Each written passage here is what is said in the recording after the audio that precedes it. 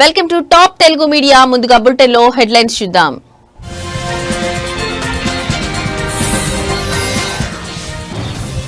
స్థానిక సమరమే లక్ష్యం. ఈ నెల 15న కామారెడ్డిలో కాంగ్రెస్ భారీ బహిరంగ సభ.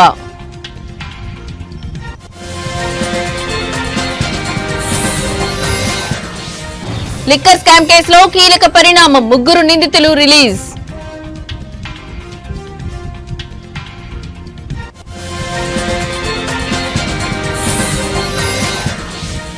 వరంగల్లో థ్రిల్లర్ సీన్. భారీ వర్షంతో వరదలలో చిక్కుకున్న బస్సులు.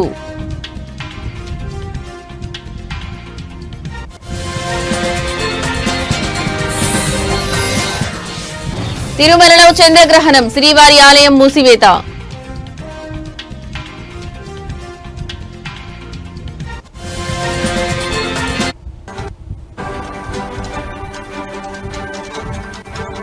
ఏమైంది?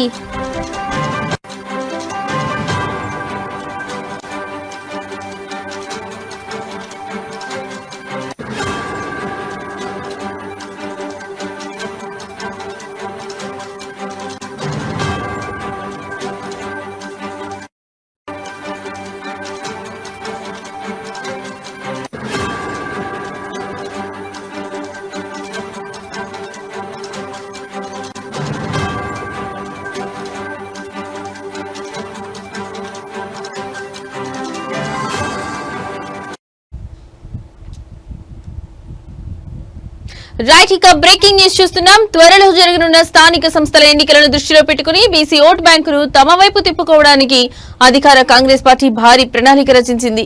బీసీలకు 42% రిజర్వేషన్లు కల్పించే దిశగా ప్రభుత్వం తీసుకున్న చర్యలను ప్రజల్లోకి బలంగా తీసుకెళ్లేందుకు ఈ నెల 15న కామారెడ్డిలో బీసీ డిక్లరేషన్ విజయోత్సవ సభను అత్యంత ప్రతిష్టాత్మకంగా నిర్వహించాలని నిర్ణయించింది.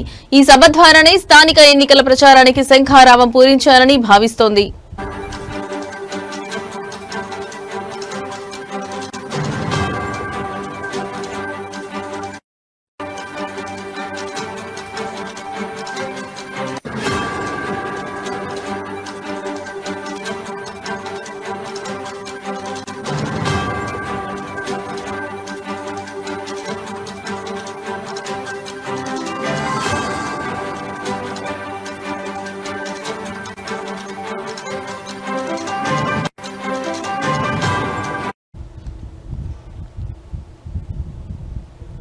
ఈ కార్యక్రమానికి కాంగ్రెస్ అగ్రనేత రాహుల్ గాంధీ, పార్టీ జాతీయ అధ్యక్షుడు మల్లికార్జున ఖర్గే, ఏఐసీసీ ప్రధాన కార్యదర్శి కేసీ వేణుగోపాల్, కర్ణాటక ముఖ్యమంత్రి సిద్దరామయ్యలను ముఖ్య అతిథులుగా ఆహ్వానించనున్నారు.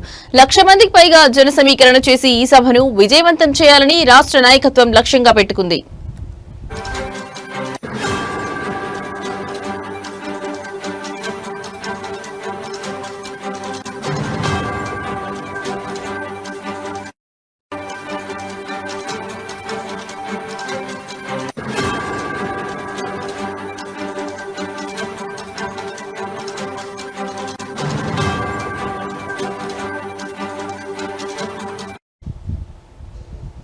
సభ నిర్వహణ ఏర్పాట్లపై చర్చించేందుకు హైదరాబాద్ లో ప్రభుత్వ సలహాదారు షబ్బీర్ అలీ నివాసంలో ముఖ్య నేతలు సమావేశమయ్యారు. ఈ భేటీలో పీసీసీ అధ్యక్షుడు మహేష్ కుమార్ గౌడ్, మంత్రులు పొంగిరెడ్డి శ్రీనివాసరెడ్డి, సీతక్క పాల్గొని జన సమీకరణ సభ ఏర్పాట్లపై చర్చించారు. దీనికి కొనసాగింపుగా ఆదివారం కామారెడ్డి పట్టణంలో మరో ముఖ్యమైన సన్నాహక సమావేశం జరగనుంది. ఈ సమావేశంలో ఉమ్మడి నిజామాబాద్ జిల్లాతో పాటు సమీపంలోని కరీంనగర్, మెదక్, సిద్దిపేట జిల్లాల మంత్రులు, ఎమ్మెల్యేలు, ఎమ్మెల్సీలు, డీసీసీ అధ్యక్షులు పాల్గొంటారు. అనంతరం పీసీసీ అధ్యక్షుడు, మంత్రులు సభ నిర్వహణకు అనువైన స్థలాన్ని పరిశీలించనున్నారు.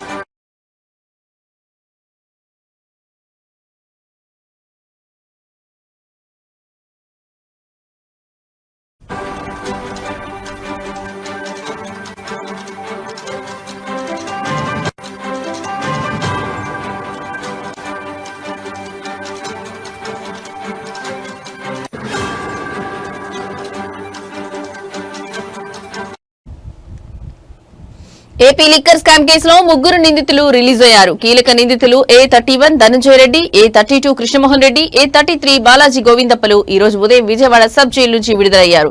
జైలు వద్ద 3 గంటల హైడ్రామా తర్వాత నిందితులు విడుదలయ్యారు. అనంతరం ముగ్గురు నిందితులు తమ నివాసాలకు వెళ్లిపోయారు. విజయవాడ జైలు అధికారులు కావాలని తమని ఆలస్యంగా విడుదల చేశారని నిందితులు తెలిపారు.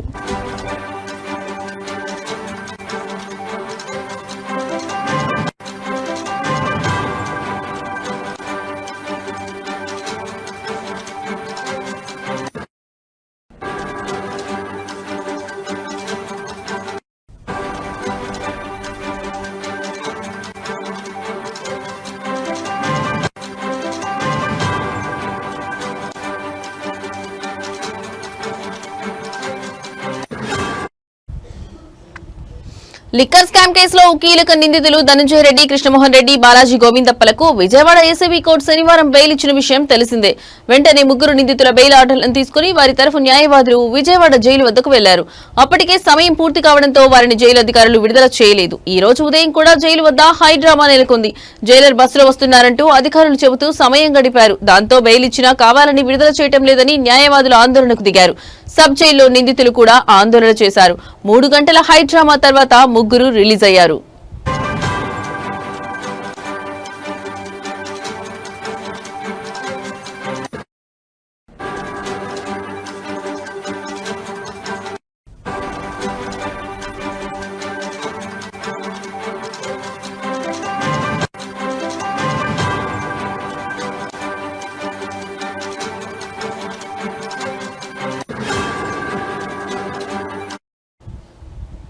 ముగ్గురు నిందితులకు ఏసీబీ కోర్టు ఇచ్చిన బెయిల్ను సవాల్ చేస్తూ హైకోర్టులో ప్రభుత్వం హౌస్ మోషన్ పిటిషన్ దాఖలు చేసింది.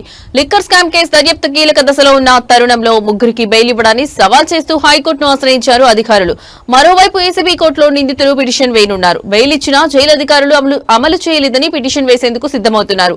3 గంటల పాటు విడుదల చేయలేదని పిటిషన్ వేయనున్నారు. రేపు నిందితులు ధనంజయ రెడ్డి, కృష్ణమోహన్ రెడ్డి, బాలాజీ గోవిందప్ప పిటిషన్ వేయనున్నారు.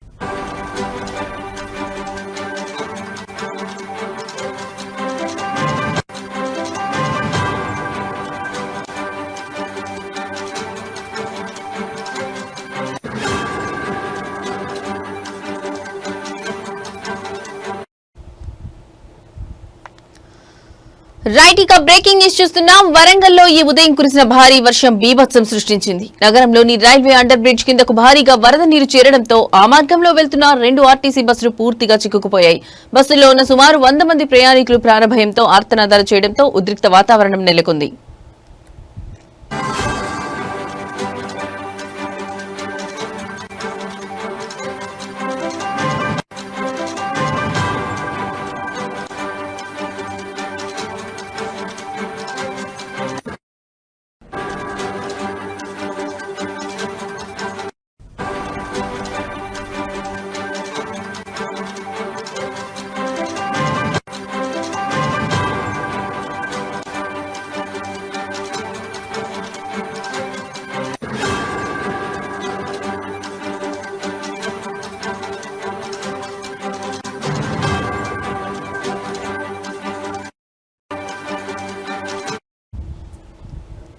అన్నారం, మహబూబాబాద్ ప్రాంతాల నుంచి వస్తున్న 2 ఆర్టీసీ బస్సులు ప్రయాణికులతో వరంగల్ చేరుకున్నాయి. అయితే ఉదయం కురిసిన కుండపోత వానకు రైల్వే అండర్ బ్రిడ్జ్ పూర్తిగా జలమయమైంది.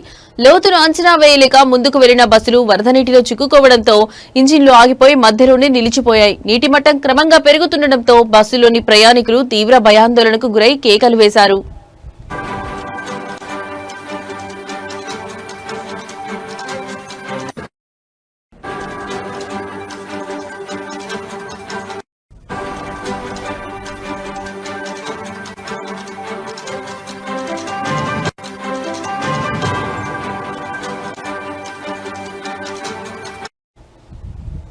పరిస్థితిని గమనించిన స్థానికులు తక్షణమే మిల్స్ కాలనీ పోలీసులకు సమాచారం అందించారు. వెంటనే ఘటనా స్థలానికి చేరుకున్న పోలీసులు సహాయక చర్యలు చేపట్టారు. స్థానికుల సహకారంతో ఒక పెద్ద తాడును బస్సుల వద్దకు చేరవేసి దాని సహాయంతో ప్రయాణికులను ఒక్కొక్కరిగా సురక్షితంగా బయటకు తీసుకొచ్చారు. సుమారు 100 మందిని కాపాడడంతో అందరూ ఊపిరి పీల్చుకున్నారు.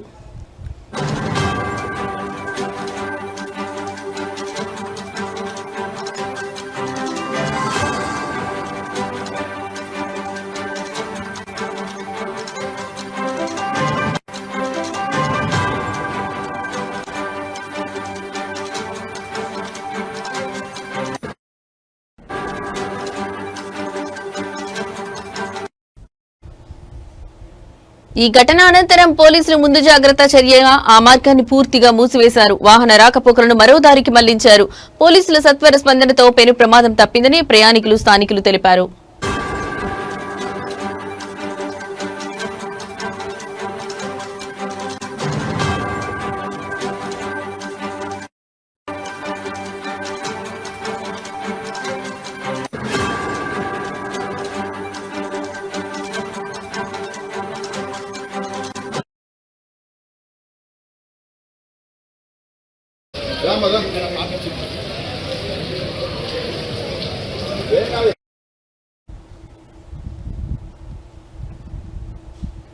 నిర్మల్ జిల్లా కుంటాల మండలం అంబకంటి గ్రామానికి చెందిన 80 ఏళ్ల అత్తారి బేగం తన ఉమ్మడి కుటుంబానికి ఆస్తి పంపకంలో జరిగిన అన్యాయంపై ఆవేదన వ్యక్తం చేశారు. ఆమె తన భర్త షేక్ మొయినుద్దీన్, 3 కుమారులు షేక్ వకీల్, షేక్ హైమద్, షేక్ సాదుల్లా మరియు ఒక కుమార్తెతో కలిసి నివసిస్తున్నారు. పెద్ద కుమారుడు షేక్ వకీల్ సూచన మేరకు గ్రామంలో ఉన్న 9 ఎకరాల భూమిని అమ్మి ఆ డబ్బుతో నిర్మల్లోని భాగ్యనగర్ కాలనీలో 2 అంతస్తుల భవనం గాజులపేటలో ఒక ఫ్లాట్ కొనుగోలు చేశారు. అయితే పెద్ద కుమారుడు ఆ ఆస్తిని తన పేరు మీద రిజిస్ట్రేషన్ చేయించుకున్నారు. షేక్ వకీల్ అకాల మరణం తర్వాత అతని భార్య తాహిర్ పర్వీన్ అలియాస్ బేబీ ఆస్తిపై తన అధికారాన్ని చెలాయిస్తుండటంతో వృద్ధురాలైన అత్తారి బేగం తన బాధను వ్యక్తపరిచారు. ఆమె బీపీ, షుగర్, కిడ్నీ సమస్యలతో బాధపడుతున్నారు. नहीं देने लगी बेटा, वहाँ क्या करूँ मैं बेटा। निर्मल में बेटा एक था बेचे और एक था उन्होंने बेच ले रहा, उन्होंने बेच ले रहे, कोस अभी रखे नहीं, बेच ले रहे, खा रहे उन्होंने, क्या करना। 3 बेटे का है मेरे, 3 बेटे है मेरे बेटा, उन्हीं एक जना को मारगा मगर दोनों को तो नहीं दे रही बेटा, क्या करूँ क्या नहीं। मेरी जिंदगी ये मारता खतू जाए, कुछ भी नहीं बेटा। वो फ्लैट तुम खरीदे या बेटा खरीदे, उसमें हिस्सेदारी फिर बेटों की है कि देना ना बेटा, बेच दिए वो, बेच के कर बेटा। ये 3 बेटे को हो ना मेरे को बेटा, मेरी जिंदगी कैसी बेटा, मेरे खाने पीने का वही ताग हो रहा, मेरे को कौन खिलाएगा बेटा। मेरी बुढ़ी जिंदगी हो गई, मेरा क्या भी नहीं है बेटा।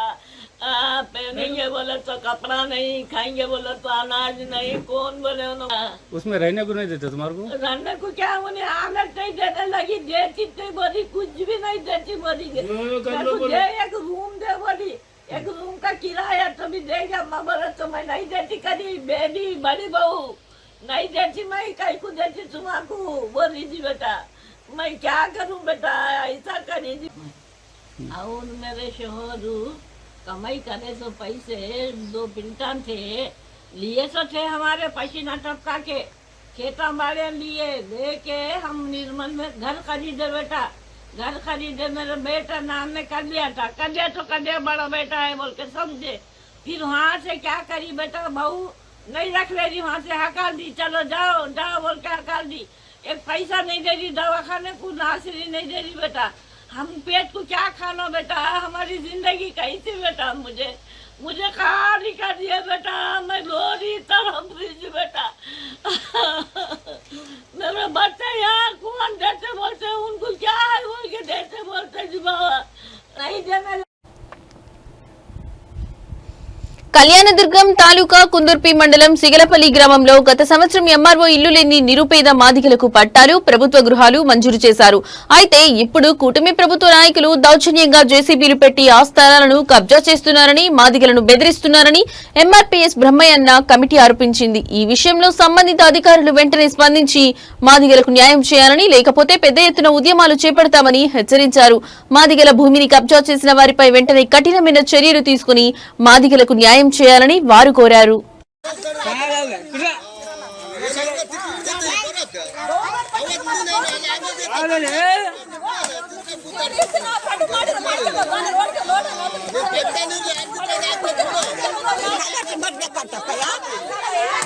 కలెక్టర్ వస్తారు నోటుకు వచ్చి మాట్లాడతా.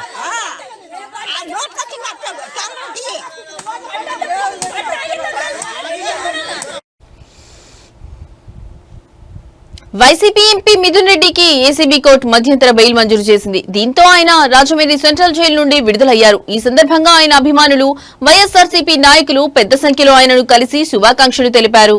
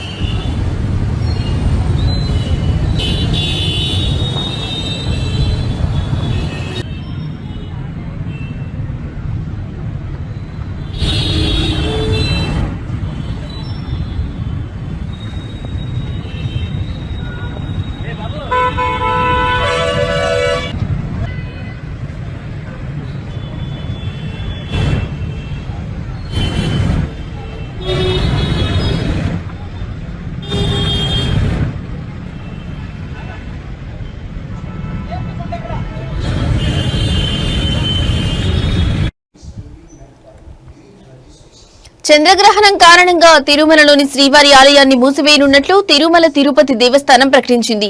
ఆదివారం రాత్రి 9:50 ప్రారంభమై అర్ధరాత్రి 1:31 గ్రహణం ముగుస్తుంది.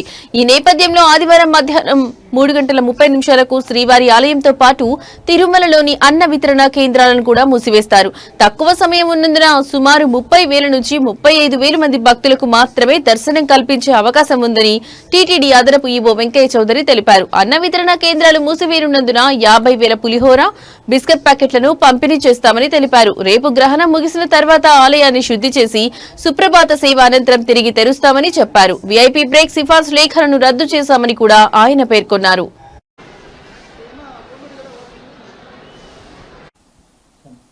ఓం నమో వెంకటేశాయ.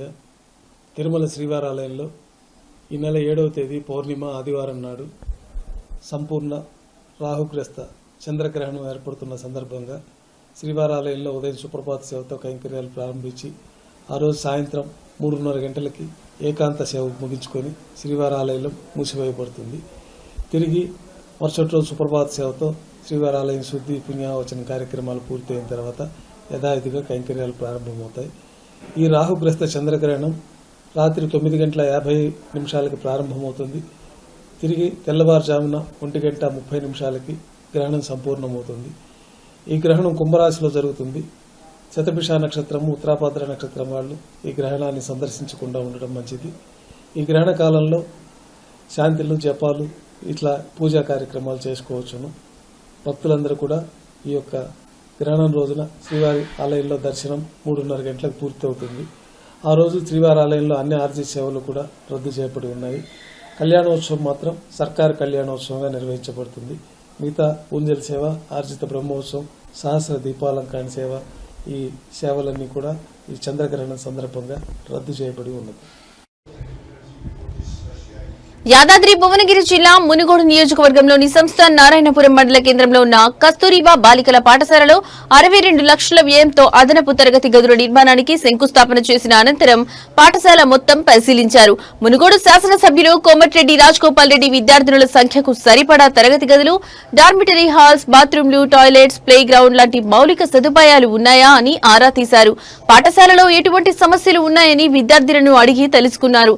ప్రతి తరగతి గది, డార్మిటరీ హాల్ పరిశీలించి విద్యార్థినుల సంఖ్యకు సరిపడా అదనపు తరగతి గదుల నిర్మాణం, నూతన డార్మిటరీ హాల్స్ తో పాటు 12 మంది విద్యార్థినులకు ఒక్కో టాయిలెట్ బాత్రూమ్స్ చొప్పున ఉండేలా సరిపడా నిర్మిస్తామని హామీ ఇచ్చారు. కస్తూరిబా బాలికల పాఠశాల పరిసరాలని కలియ తిరుగుతూ ప్లే గ్రౌండ్ ఎలా ఉండాలి, ఎటువైపు డార్మిటరీ హాల్స్, అదనపు తరగతి గదులు ఉండాలనే అంశంపై సంబంధిత అధికారులతో చర్చించి పలు సూచనలు చేశారు.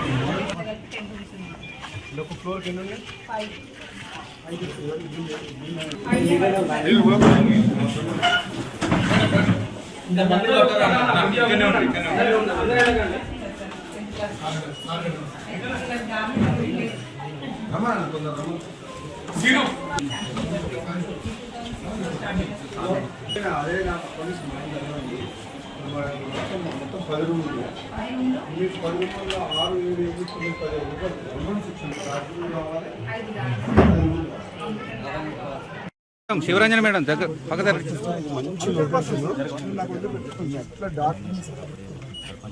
ఇక్కడ చూడండి సార్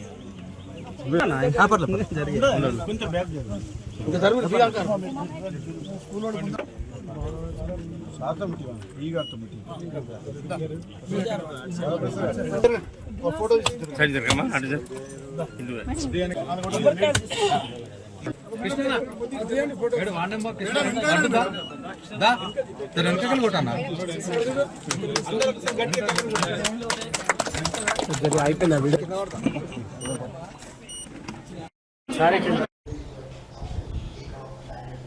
ఏలూరు జిల్లా కొయ్యలగూడెం మండలం గవరవరం గ్రామంలో జనసేన నాయకుడు బాబురావు సెల్ టవర్ పైకెక్కి హల్చల్ చేశారు. తమ గ్రామంలో పంచాయతీ ఎన్నికలు నిర్వహించాలని డిమాండ్ చేస్తూ టవర్ పై నుంచి దూకేస్తానని సెల్ఫీ వీడియోలో బెదిరించారు.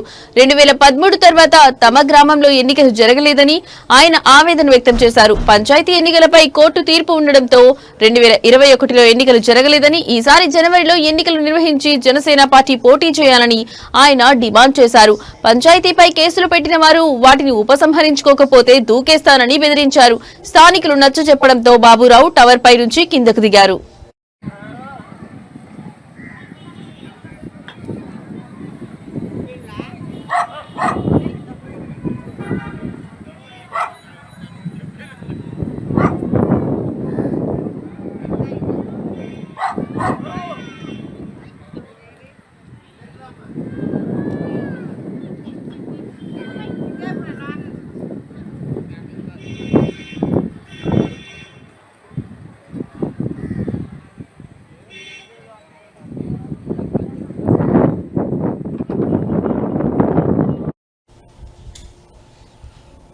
ఎరువులు బ్లాక్ మార్కెట్ కు తరలింపుపై వైఎస్ఆర్సీపీ తలపెట్టిన అన్నదాత పోరు రైతన్నకు బాసటగా వైఎస్ఆర్సీపీ సెప్టెంబర్ 9న చేపట్టనున్న ధర్నా కార్యక్రమాన్ని జయప్రదం చేయాలని కోరుతూ అనంతపురం జిల్లా సింగనమల నియోజకవర్గ కేంద్రంలో వైఎస్ఆర్సీపీ రాష్ట్ర కార్యదర్శి నార్పల సత్యనారాయణ రెడ్డి పోస్టర్లు విడుదల చేశారు.